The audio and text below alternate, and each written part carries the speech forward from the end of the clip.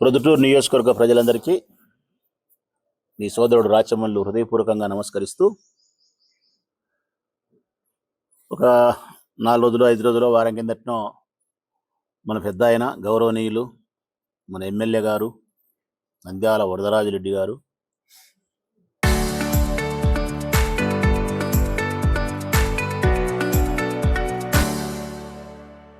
Assembly సమావేశాల్లో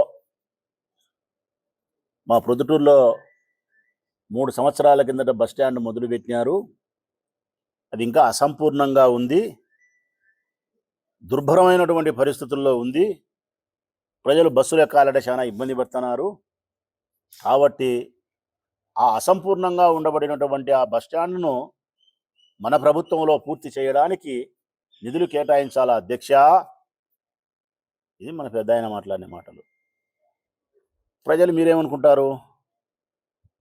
పాపం మా పెద్ద ఆయన, మా ఎమ్మెల్యే 85 సంవత్సరాలు ఉండినే మా కోసం ఈ వృద్ధాప్యంలో కూడా 400 కిలోమీటర్లు ప్రయాణం చేసి గంటల తరబడి అసెంబ్లీలో కూర్చొని మన కోసం పెద్దగా ప్రశ్నించినాడు, పెద్దగా అడిగినాడు, సించి ఆరేసినాడు అబ్బా అని చెప్పి మీరు అనుకుంటారు ప్రజలారా. ఆడ సించింది లేదు, ఆరేసింది లేదు. స్పష్టంగా చెప్తా వినండి. మళ్ళీ నేను చెప్పినది అబద్ధమైతే మళ్ళీ పెద్ద ఆయనే మళ్ళీ ప్రెస్ మీట్ పెట్టి సమాధానం చెప్పచ్చు. ఎప్పుడో 30, 40, 50 సంవత్సరాల కిందట కొరపాడు రోడ్లో ఉండబడిన పాత బస్టాండే మన బస్టాండ్. దాని తర్వాత 40 ఏళ్ళ కిందట అది కాదని చెప్పి మైదుకూరు రోడ్లో కొత్త బస్టాండ్ కట్టుకున్నాం 40 ఏళ్ళ కిందట. అంతవరకు బాగానే ఉంది. 40 ఏళ్ళ నుంచి ఆ కొత్త బస్టాండ్ కట్టుకునేప్పటి నుంచి ఇప్పటి వరకు ఆ బస్టాండ్కు కావలసినటువంటి అదనపు సౌకర్యాలు కానీ, అదనపు బస్సులు నిలబడడానికి స్టాండ్స్ కానీ, లేకుంటే వాష్రూమ్స్ కానీ, బాత్రూమ్లు, లెట్రిన్స్ ఇవి కానీ, ఇంకా ఏదైనా పెరుగుతున్న జనాభాను దృష్టిలో పెట్టుకొని చేయాల. 30 ఏళ్ళ నుంచి చేయలే ఆయన. 30 ఏళ్ళ నుంచి ఆయనే ఎమ్మెల్యే, గాలికి వదిలేసినాడు. నేను ఒక్కసారి అధికారంలోకి వచ్చిన మీ దయచేత, ప్రొద్దుటూరు నియోజకవర్గ ప్రజల దయచేత నేను అధికార పార్టీ ఎమ్మెల్యేను కాగలిగినాను. అందుకు నేను మీ రుణం తీర్చుకోవాల్సిన బాధ్యత ఉంది. ఒక సామాన్యుని మీరు ఎమ్మెల్యేని చేసినారు 2 సార్లు. ఎన్ని జన్మలెత్తినా మీ సహాయాన్ని, మీ ప్రేమను నేను మరవలేను. ఆ రుణం తీర్చుకునే ప్రయత్నంలోనే నేను చాలా మంచి కార్యక్రమాలు ఊరికి చేసినా, అవన్నీ చెప్పుకున్నా. ఇప్పుడు సందర్భం బస్టాండే చెప్తా. మీకు ఒక బస్టాండ్ అవసరం అని చెప్పి ఆ కొత్త బస్టాండ్లోనే మరిన్ని సౌకర్యాలతో 5,50,00,000 రూపాయలు జగన్మోహన్ రెడ్డి గారిని అడిగి నిధులు కేటాయింపు చేసి టెండర్ పిలిచి పనులు స్టార్ట్ చేసి పనులు కూడా నేను పూర్తి చేయించిన. మా ప్రభుత్వంలోనే పనులు పూర్తయినాయి. మా ప్రభుత్వమే డబ్బులు ఇచ్చింది. ఇంకా ఓపెన్ చేసుకోవాలా, ఓపెన్ కాలే. ఇప్పుడు పెద్ద ఆయన పోయి అసెంబ్లీలో ఏమాటన్నాడు? 3 ఏళ్ళ నుంచి కడుతున్నారు, అసంపూర్ణంగా ఉంది, డబ్బులు కావాలా అన్నాడు. ఇదే వక్రీకరణ అంటారు. భాషను వక్రీకరించడం అంటారు. పెద్ద ఆయన పదవికి, పెద్ద ఆయన వయసుకు తగినటువంటి మాటలు కావు ఇవి. ఎందుకంటే ఆ బస్టాండ్లో ఉండే సమస్య ఏంది అంటే గన 5,50,00,000 రూపాయలు నేను తెచ్చిన డబ్బుతో బస్టాండ్ కట్టినది పూర్తయింది, సమస్య లేదు. ఇక ఆయన కావాల్సింది ఏంటంటే గన ఆ బస్టాండ్ నుంచి బస్సులు బయటికి రావాలంటే ఆయనకు సంబంధించినటువంటి మనుషులు కలిసి ఆ కొత్తపల్లి పంచాయతీ భూభాగంలో ఉన్న బస్టాండ్కు కాలువ కడితే, అడ్డదిడ్డంగా కాలువ కడితే, ఆ కాలువ మీద కల్వర్ట్ నిర్మించకపోవడం వలన బస్సులు రాకపోకలకు ఇబ్బంది అయింది. అందుకు దాన్ని ఓపెన్ చేసుకోలేకున్నారు.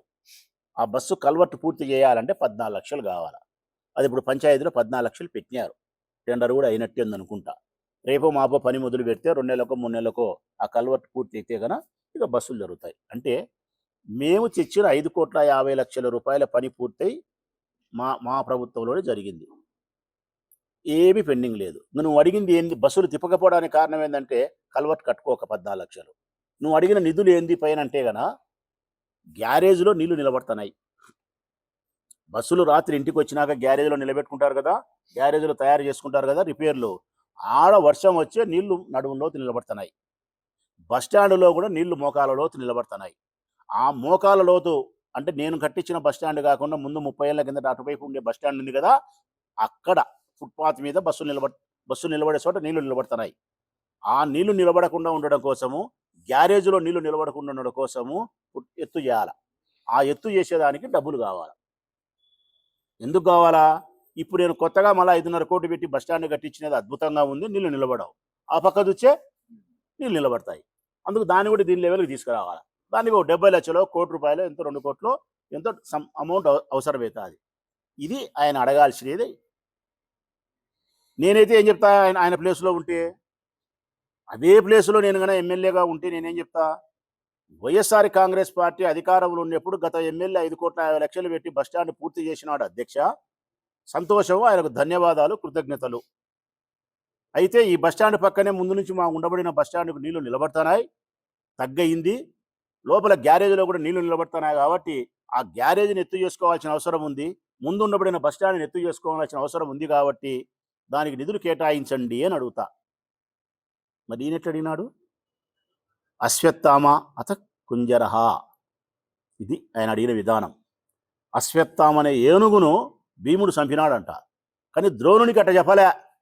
అశ్వత్థామను భీముడు చంపినాడని చెప్పినాడు. నీ కొడుకుని చంపినాడు భీముడు అంటే ఆయన గుడే పట్టుకుంది, ఆయన నిలబడిపోయినాడు. వాస్తవానికి భీముడు చంపింది అశ్వత్థామ అనే ఏనుగును. ఏనుగు పేరు అశ్వత్థామ, ద్రోణుని కొడుకు పేరు అశ్వత్థామ. ద్రోణుని కొడుకు సచ్చినాడని తెలిస్తేనే ద్రోణుడు నిలబడిపోతాడు, లేకపోతే ద్రోణునితో బరువు. ద్రోణుని జయించలేక అబద్ధం చెప్పినాడు. అబద్ధం ధర్మరాజు చెప్పనంటే గన అబద్ధం లాంటి కానీ అబద్ధం చెప్పు అని చెప్పి శ్రీకృష్ణుడు ఆయనతో అశ్వత్థామ అనే పేరు గట్టిగా బలికి అత కుంజరహ మెల్లిగనమన్నాడు. అట్టనే మన పెద్ద ఆయన కూడా బస్టాండ్ పూర్తి చేసినారు, ఇదిగో దీనికి నీళ్లు నిలబడతానా నాకు లెక్కి అని అడిగి ఇప్పించుకురావాలి కదా. లే, ఇక్కడ మా యొక్క ఉన్నతిని, మా యొక్క గొప్పతనాన్ని ప్రశంసించడం, అంగీకరించడం ఇష్టం లేక ప్రజలను తప్పుదో పట్టించే మార్గంలో మాట్లాడుతున్నారు. ఇది పెద్ద ఆయన వయసుకు, పెద్ద ఆయన పదవికి గౌరవప్రదమైనటువంటి పరిస్థితి కాదు. ప్రజలందరికీ నేను విజ్ఞప్తి చేస్తా ఉన్నా, బస్టాండ్ మేము పూర్తి చేసినాం. 14 లక్షల రూపాయల కల్వర్టు వాళ్ళు పూర్తి చేసుకుంటే బస్సులు తిరుగుతాయి. శాసనసభలో ఆయన సించి ఆరేసినది ఏంటంటే, వాళ్ళ యొక్క తప్పిదానికి ఈ ప్రభుత్వంలో డబ్బులు అడుగుతున్నాడు. ఈ పూటకి ఇది, రేపటికి యునాని కాలేజీ మీద రేపటికి వస్తా ప్రజలారా. అది కూడా చెప్తా, వాళ్ళ సంబరాలకు సంబంధించి రేపు చెప్తా. యునాని కాలేజీ రూపాయలు ఆడపిల్లలకు ఇచ్చే డబ్బులు నిధులుండాయా? నిరుద్యోగులకు ఉద్యోగం ఇప్పిస్తాం, ఉద్యోగం ఇప్పించలేకపోతే ప్రతి నెల 3,000 రూపాయలు ఇస్తామని చెప్పినారు.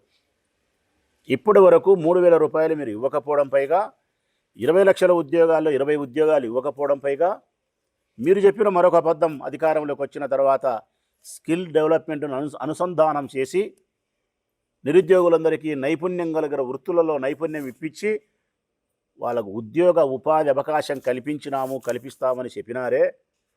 రాష్ట్రంలో ఎక్కడైనా నిరుద్యోగులకు మీరు స్కిల్ డెవలప్మెంట్ కార్పొరేషన్ ద్వారా నైపుణ్యాన్ని కల్పించి ఎక్కడ ఉద్యోగాలు ఇప్పించారో చూపించగలుగుతారా? ఈ రాష్ట్రంలో నిరుద్యోగులు లేరని చెప్పి చూపించగలుగుతారా?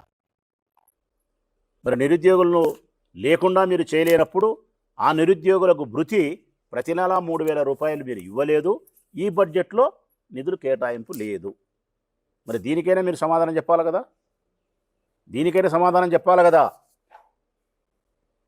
50 సంవత్సరాలకే మీరు పెన్షన్ ఇస్తామన్నారు. ఎస్సీ, ఎస్టీ, బీసీ, మైనారిటీకి సంబంధించిన స్త్రీ పురుషులకు 50 సంవత్సరాలకు పెన్షన్ ఇస్తామని చెప్పినారు.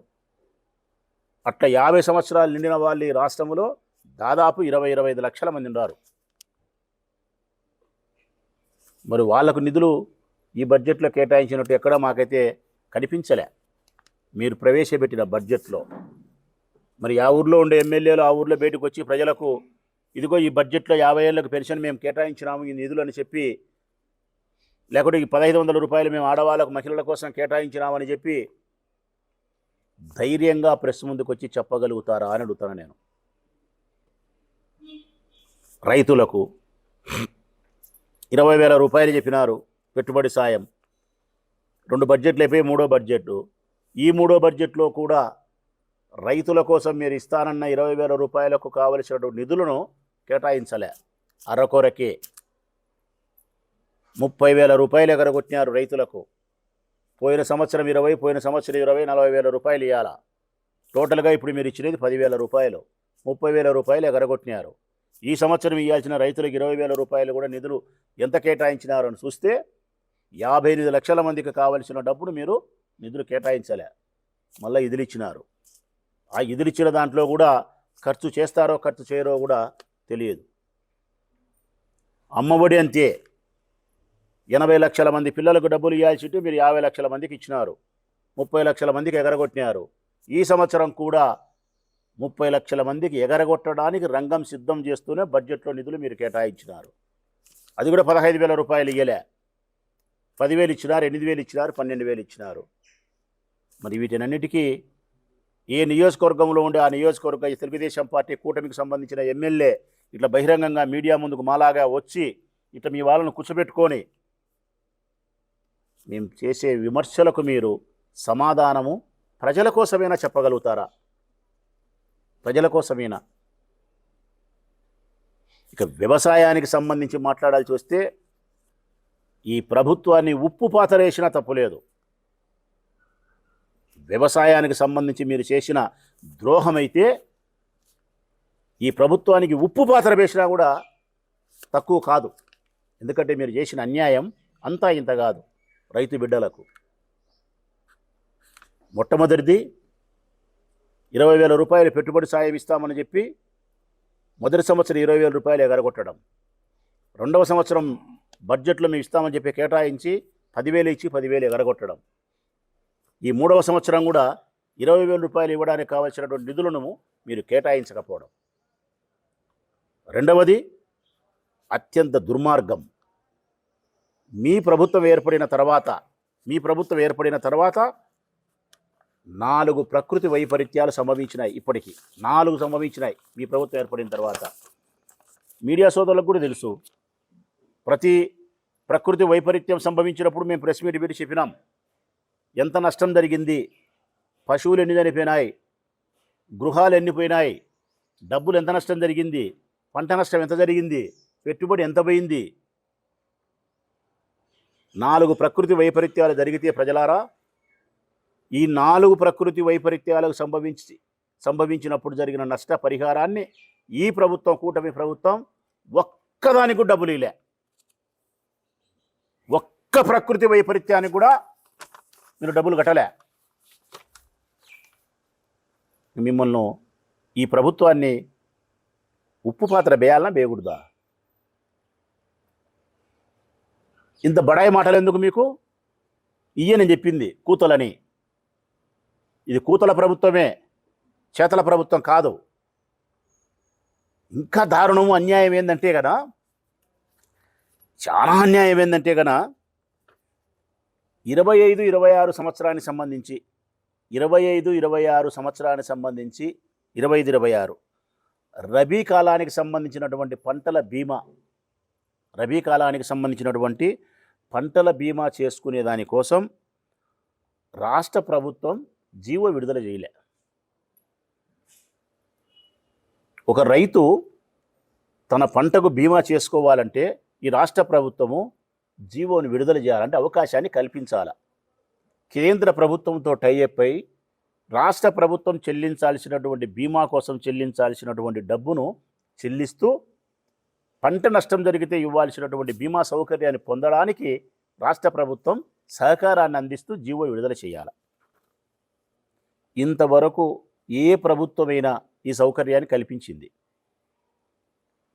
ఈ ఒక్క ప్రభుత్వమే 25-26 సంవత్సరానికి సంబంధించి రబీ పంట కాలములో రైతులకు బీమా సౌకర్యాన్ని కల్పించకుండా జీవోని విడుదల చేయలేదు. దీనికి చాలు. మిమ్మల్ని ఎంత చెడ్డగా మాట్లాడినా కూడా తక్కువే అవుతుంది. పొరపాటు మేము నోరు జారి మిమ్మల్ని అన్పార్లమెంటరీ లాంగ్వేజ్ ఉపయోగించినా కూడా తప్పు కాదని నా ఉద్దేశంలో. రైతుల విషయంలో మీరు చేసిన ద్రోహానికి మేము మర్యాదస్తులం, సంస్కారవంతులం కాబట్టి అయ్యా ముఖ్యమంత్రి గారు అంటున్నాముగా. ఇది పక్కన పెడదాం. ఇంకొకటి మీరు చేసినది ఏంటంటే, ఇప్పటి వరకు ఏ రైతు పండించిన పంట కోసం మద్దతు ధరను మీరు ప్రకటించలే, కొనుగోలు కేంద్రాలు ఏర్పాటు చేయలే. మద్దతు ధరను ప్రకటించి కొనుగోలు కేంద్రాలు ఏర్పాటు చేసి రైతుల దగ్గర నుంచి మీరు శనగలు కానీ, జొన్నలు కానీ, మొక్కజొన్న కానీ ఇవన్నీ కొనాల్సిన అవసరం ఉంది. ఇప్పుడు శనగలైతే రోజు రోజుకు పడిపోతుంది రేటు. ఇప్పుడు క్వింటా 4,800 కాడికి వచ్చింది. 5,600 ఉండేది 4,800కి వచ్చింది. మీరు మద్దతు ధర, రాష్ట్ర ప్రభుత్వం మద్దతు ధర ఇప్పుడు ఉండే ప్రకారం చూస్తే కనుక మన దాంట్లో చూస్తే కూడా కనపస్తుంది 5,650 రూపాయలు ఉంది. నిజంగా ఈ ప్రభుత్వం మంచిదైతే కనుక 5,650 రూపాయలు మద్దతు ధరను ప్రకటించి కొనుగోలు కేంద్రాలను ఏర్పాటు చేసి శనగ రైతుల దగ్గర నుంచి శనగలు మీరు కొనాలి. కనీసం ఒక రైతుకు 5 ఎకరాలు 10 ఎకరాల భూమి ఉంటే ఈ ఏర్పాటు మీరు చేయకపోవడం వలన ఒక్కొక్క రైతు నష్టము 1,00,000-2 లక్షలు నష్టపోతాడు. గోడౌన్లలో పెడితే రేటు ఆడుకో. గోడౌన్లలో మోసాలు కూడా జరుగుతున్నాయి. ఇప్పుడు అమ్ముకుంటున్నారు. అవి మళ్ళీ పంచాయతీలు అవుతున్నాయి. ఇమ్మీడియట్గా మేము ఈ రాష్ట్ర ప్రభుత్వాన్ని డిమాండ్ చేస్తున్నాం. రైతుల యొక్క క్షేమం మీరు ఆశించిన వాళ్ళైతే మద్దతు ధరను ప్రకటించి కొనుగోలు కేంద్రాలను ఏర్పాటు చేసి శనగ రైతులను కానీ, మొక్కజొన్న రైతులను కానీ, లేకపోతే జొన్నలు కానీ, ఇంకా ఇతర పంటలను మీరు కొనుగోలు చేయాలి. ఇక భవిష్యత్ కాలంలో కూడా రైతుల బీమా సౌకర్యాలు కల్పించుకునేదాన్ని జీవోను ప్రతి సంవత్సరం నవంబర్ 15 నుంచి డిసెంబర్ ఆఖరి వరకు ఇస్తారు. ఈ లోపల చేసుకోవాలని చెప్పి మిమ్మల్ని ఏమనాలి? మిమ్మల్ని మీకు ఎందుకు ఇంత బడాయి అనిపిస్తుంది? నాకు అది అయిపోయింది. మీరు మోసం చేయనేది ఎవరినెబ్బా నాకు తెలియక అడుగుతా. మోసం చేయనిది ఫీజు రియంబర్స్మెంట్ పథకాన్ని పూర్తిగా మీరు అటకెక్కించి పిల్లలకు ఫీజులు కట్టకపోవడం వలన కాలేజీలో ఉండాల్సిన పిల్లలు వీధిలో ఉండారు, ఇంట్లో ఉండారు. బకాయిలు పెట్టినారు. ఇప్పుడు ఈ బడ్జెట్లో కూడా మీరు ఫీజు రియంబర్స్మెంట్కి సంబంధించిన నిధులను కేటాయింపు మీరు చేయలే. విద్యను సర్వనాశనం చేసి పెట్టినారు.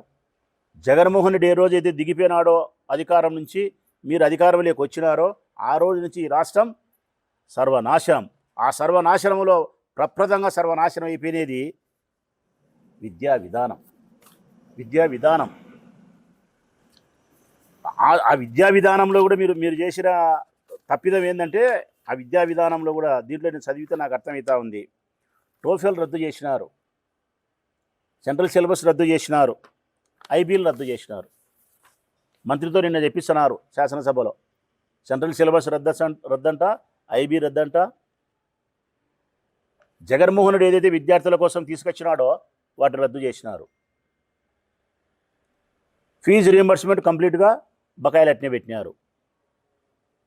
ఆరోగ్యశ్రీకి చెల్లించాల్సినటువంటి బకాయిలు చెల్లించకపోవడం, పైగా అసలు ఆరోగ్యశ్రీ అనేది రాష్ట్రంలో ఉందా అని చెప్పి ప్రజలు అడుగుతున్నారు. అది సర్వనాశనం చేసినారు. మీరు మోసం చేయనేది ఎవరిని? విద్యార్థులను చేసినారు, నిరుద్యోగులను చేసినారు, వాళ్ళకు నిరుద్యోగ భృతి ఇవ్వకపోయి ఉద్యోగస్తులు చేసినారు. వాళ్ళకు 32,000 కోట్ల రూపాయల పాత బకాయిలు చెల్లిస్తామని చెప్పినారు. వాళ్ళ పిఆర్స్ అన్నారు, ఎస్ఆర్స్ అన్నారు, వాళ్ళ డిఏలు అన్నారు. ఏ ఒక్కటి ఉద్యోగులకు సంబంధించిన ప్రయోజనాన్ని ఏ ఒక్కటి కూడా మీరు చేయలే. ఉద్యోగులను మోసం చేసినారు. నిరుద్యోగ భృతి ఇవ్వకుండా నిరుద్యోగులకు 20 లక్షల ఉద్యోగాలు ఇవ్వకుండా వాళ్ళను మోసం చేసినారు. చదువుకునే పిల్లలకు ఫీజులు కట్టకుండా వాళ్ళకు మోసం చేసినారు. అనారోగ్యంతో ఉండే వాళ్ళను కాపాడే దానికోసం ఆరోగ్యశ్రీకి చెల్లించాల్సిన నిధులు పాత బకాయిలు చెల్లించకుండా వారిని అన్యాయం చేసినారు. రైతులకు ఇవ్వాల్సిన పెట్టుబడి సాయం ఇవ్వకుండా రైతులకు అన్యాయం చేసినారు. రబీ కాలంలో బీమా పథకం జీవో విడుదల చేయకుండా నాశనం చేసినారు. చరిత్ర సృష్టించినోడు ఇప్పుడు ఆ చరిత్రని తిరగరాయబోతున్నాడు. అబద్ధాల గోడల్ని బద్దలు కొట్టి నిజాలను రాగా మీ ముందుంచబోతున్నాడు. నిజమైన వార్తల కోసం వెంటనే డౌన్లోడ్ చేసుకోండి రా యాప్ని.